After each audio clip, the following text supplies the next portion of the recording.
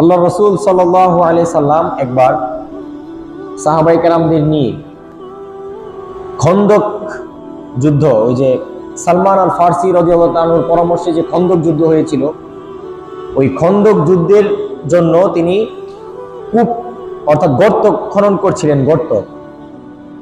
পরামর্শ হয়েছিল যে আমরা গর্ত করব যেন কাফেররা কি করতে না পারে, গর্ত খুঁড়ে গর্তে পার হয়ে যেন এদিকে এসে আক্রমণ করতে না পারে। সমস্ত সাহাবায়ে কেরাম রাসূল সহ নিজে এই খন্দকের যুদ্ধের জন্য ওনারা গর্ত খনন করা শুরু করলো। সুবহানাল্লাহ। এই সময়টা এতটাই কঠিন ছিল, ম্যাক্সিমাম সাহাবায়ে কেরামের পেটের মধ্যে পাথর বাঁধা ছিল। সুবহানাল্লাহ। খিদার তাড়নায়, ক্ষুধা, খাবার নাই, কিন্তু পাথর বেঁধে এরপর কি করছে, গর্তের কাজ করছে। আর স্বয়ং রাসূল করিম সাল্লাল্লাহু আলাইহি সাল্লামের পেটেও ওই দিন পাথর ছিল। তো জাবির ইবনে আব্দুল্লাহ রাদিয়াল্লাহু তাআলা আনহু, ওনার বাসার মধ্যে ওনার একটা ছোট বকরি ছিল, ছোট একটা ছাগল ছিল। তো উনি ভাবলো যে রাসূল করিম সাল্লাল্লাহু আলাইহি সাল্লামকে এই অবস্থা দেখে ওনার কাছে খারাপ লাগতেছে। তো ওনার চিন্তা হলো যে রাসূল সাল্লাল্লাহু আলাইহি সাল্লাম সহ আরো 3-4-5 জনকে কি করবে, একটু মেহমানদারি করাবে। তো ওনার স্ত্রীর সাথে পরামর্শ করলো, বললো ঠিক আছে, রাসূল সহ আর 1-2 জনকে বলে নিয়ে আসবেন, যেন আল্লাহ রাসূল সাল্লাল্লাহু আলাইহি সাল্লামকে কি করা যায়, মেহমানদারি করানো যায়। তবে এটা বলে দিয়েছে যে আপনি সবাইকে আবার বলতে যাবেন না, 3-4 জন রাসূলের সঙ্গে, বাস এই কয়েকজনের অনুযায়ী কি এখানে খাবার। তো জাবির ইবনে আব্দুল্লাহ রাদিয়াল্লাহু তাআলা উনি গিয়ে রাসূল সাল্লাল্লাহু আলাইহি ওয়াসাল্লামের কাছে বললেন, ইয়া রাসূলুল্লাহ, আজকে আমার ঘরে আপনার জন্য কি দাওয়াত, আপনি আমার ঘরে আসবেন, আপনার জন্য খাবারের ইন্তজাম করা হয়েছে। এই কথা বলার পর রাসূল সাল্লাল্লাহু আলাইহি সাল্লাম উনি সমস্ত জামাতের সামনে ঘোষণা করলেন, সনা আলাকুম জাবিরুন তুআমা, এই সমস্ত সাহাবায়ে কেরাম শুনো, আজকে জাবিরের পক্ষ থেকে সবাইকে দাওয়াত। সুবহানাল্লাহ।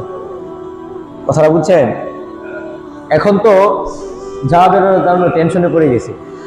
আল্লাহ রাসূল সবাইকে কি করলেন, দাওয়াত দিয়ে দিলেন। রাসূল সাল্লাল্লাহু আলাইহি ওয়াসাল্লাম আবার জাবিরের কারণে এই বিষয়টা লক্ষ্য করছেন যে উনি একটু ইতস্ত বোধ করছে, ঘাবড়াচ্ছে। তো যাক, সমস্ত সাহাবীদেরকে নিয়ে, পুরো সাহাবীদের দল বহর নিয়ে জাবির রাদিয়াল্লাহু তাআলার বাড়িতে গেলেন আল্লাহ রাসূল। জাবির রাদিয়াল্লাহু তাআলার স্ত্রী তো একটু বিরক্ত হলেন, রাগান্বিত হলেন জাবির রাদিয়াল্লাহু তাআলার প্রতি। আপনাকে বললাম আপনি 2 জন 3 জন 4 জনকে বলবেন, আপনি বিশাল বড় এক জামাতের দাওয়াত দিচ্ছেন, এতগুলো খাবার আমি কিভাবে ব্যবস্থা করব? স্বাভাবিক মাথা গরম হওয়ারই কথা, ঠিক না? তো বলতেছে, তো আমি তো তোমার কথা মতো আমি তো আল্লাহ রাসূলকেই বলছি, রাসূল সাল্লাল্লাহু আলাইহি ওয়াসাল্লাম সবাইকে দাওয়াত দিয়েছে। এরপর রাসূল সাল্লাল্লাহু আলাইহি ওয়াসাল্লাম জাবের রাদিয়াল্লাহু বললেন, জাবের, খাবার রেডি হয়েছে? তো ইয়া রাসূলুল্লাহ, খাবার তো রেডি হয়েছে। আচ্ছা, এদিকে আসো। কোথায়? এটা হলো খাসির তরকারি আর এটা হলো কি রুটি। আচ্ছা ঠিক আছে, রাখো।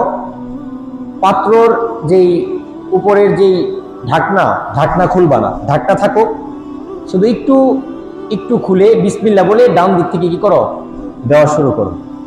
বাস আল্লাহ রাসূল সাল্লাল্লাহু আলাইহি সাল্লামের কথা অনুযায়ী জাবের রাদিয়াল্লাহু ঢাকনা একটু খুলে বিসমিল্লাহ বলে এক কর্নার থেকে দিতে শুরু করলেন। দিতে সমস্ত সাহাবায়ে কেরামদেরকে পেট ভরে খাওয়ানোর পর লাস্টে গিয়ে এখন রাসূল বললেন, এবার ঢাকনা খুলো। ঢাকনা খুলে দেখে সেই শুরুর খাবার যেরকম ছিল এখনো এরকমই আছে, রুটি জয়টা ছিল এখনো তাই আছে। কিসের দৃশ্য? এই তো বারাকাত। এটাকে বলা হয় কি? বারাকাত। আসবাব কম কিন্তু উপকার কি বেশি। তো এই বারাকাত আমাদের জীবনে দরকার আছে না নাই?